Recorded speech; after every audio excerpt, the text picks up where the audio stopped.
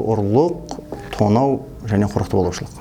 Осы төртеуі әлбетте қарақшылыққа ұқсайды, бір-біріне ұқсайды. Ұрлық деген не? Ұрлық бөтеннің мүлкін жасырын түрде алу.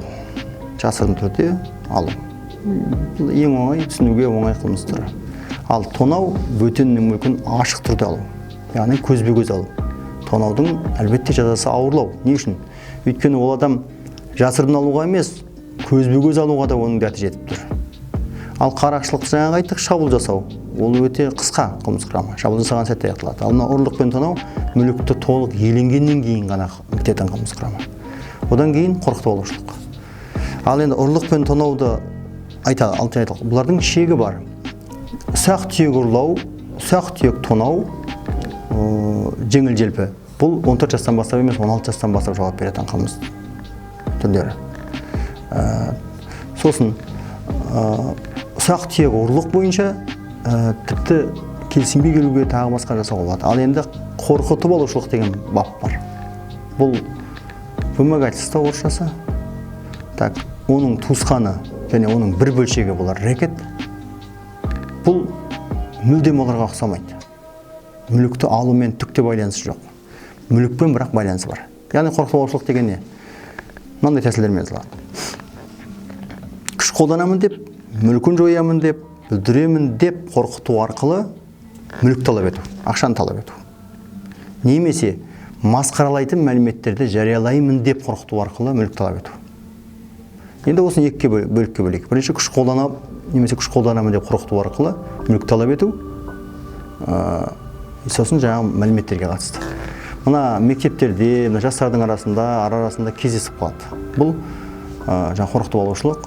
Ертең жоғарғы сыныптағылар, кіші сыныптағыларға, немесе мектепті бітіріп кеткендер, кішігірім бұзақылар, спортпен айналысқандар, басқа бір әлсіздеу балаларға келіп, қоқан-лоққа жасайды. Ертең 500 теңге алып кел, әйтпесе сындырам дейді. Осы жерде қылмыс бітті. 500 теңге алып келгеннен кейін біткен жоқ. Ертең 500 теңге алып келмесең, сындырам деп, және 2 удар жіберетін болса, осы жерден қылмыс бітті. 500 теңгесін сатылып кетуге болады. Және оның мөлшері жоқ. Ұрлықтың ішінде мөлшері бар ғой, төменгі мөлшері деген. Оның ұсақ түйек ұрлық қандай, одан кейін жай ұрлық қандай, одан кейін ауырлату үшін ұрлық қандай, оның мөлшері бар. Мынандай мөлшері жоқ. 200 теңге сұрасаң да, 500 теңге сұрасаң да, 5000 теңге сұрасаң да, бәрі жазаланады. Сондықтан көп адам осыны білмейді. Қарақшылық дегеннің осы талап еткеннің өзі қылмыс екен. Өйткені қылмыс құрамында талап ету деп жазылған, алу деп жазылмаған. Талап етті, қылмыс бітті. Ал енді екінші бөлігі. Масқаралайтын мәліметтерді жариялаймын деп қорқыту арқылы мүлік талап ету. Оның өзі екіге бөлінеді. Яғни масқаралайтын мәліметтер ол адамды қорлайтын басқа да мәліметтер.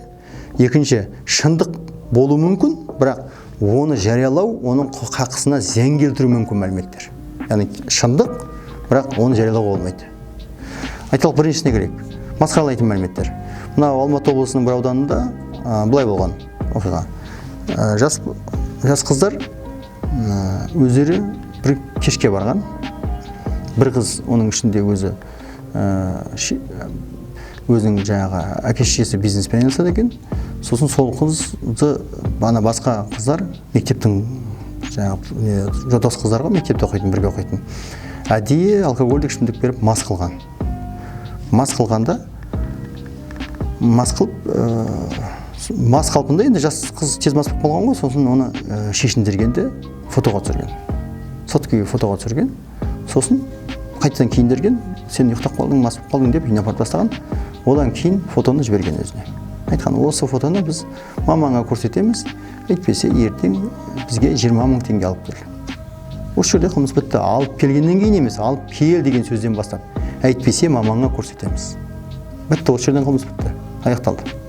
Ол қыз 20 000 теңге алып келеді, одан кейін 50 000 теңге алып келеді. Сосын шешесі байқайды. Ақшалар кассада жетіспейді. Содан бастап біздене бастайды, сосын осы мәселе шыға келеді. Бұл масқаралайтын мәлімет. Бұл шындық болса да масқаралайтын мәлімет. Енді кейде болады, масқаралайтын мәлімет болғанда соншалықты оның ар-ожданына, қадір-қасиетіне нұқсан келтіретін емес, бірақ жариялануы оның хақысына зиян келтіруі мүмкін мәліметтер. Айталық бір әлеуметтік желіге бір қыз бала өзінің кезіндегі әртүрлі фотоларын салады, басқа бір жаңағы жолдастарымен, басқа бір жаңағы мүлдем басқа компаниямен фотоға түскен фотоларын салады әлеуметтік желіге. Одан кейін 5 жылдан кейін ол фотолардың бәрін өшіреді, 6-7 жылы күйеуге шығады. Сол кезде басқа бір бұрынғы фотоларын сол әлеуметтік желіден көшіріп алған адам хабарласады. Мына фотоны мен күйеуіме көрсетсем қалай болады екен? Бұл шындық, өз жариялаған, өз еркімен жариялаған. Ана бірінші жағдайда бұл өз еркімен жарияламаған, яғни ол мүлдем дәрменсіз күйде жатқан. Ал екінші жағдайда өз еркімен әлеуметтік желіге, Инстаграмға өзі салып тұр. Бұл жерде қандай болады дегенде? Бұл да қылмыс болып табылады. Өйткені себебі жариялануы оның құқығына зиян келтіруі мүмкін болса болды, ол қаламайтын болса болды, оның еркінен тыс тағы да жариялау, тағы да тыс жариялау. Ол тыс жариялаймын деп қорқыту арқылы ақша талап ету қылмыс соталады. Ол қорқытып алушылық қылмысы. Демек, біз осы қазір сіздер байқап отқандай 14 жастан бастап жауап беру мүмкін қылмыстардың ішінде біз мүлікке қатысты, яғни меншікке қарсы 4 түрлі қылмысты көріп тұрмыз. Ұрлық, тонау, қарақшылық, қорқытып алушылық.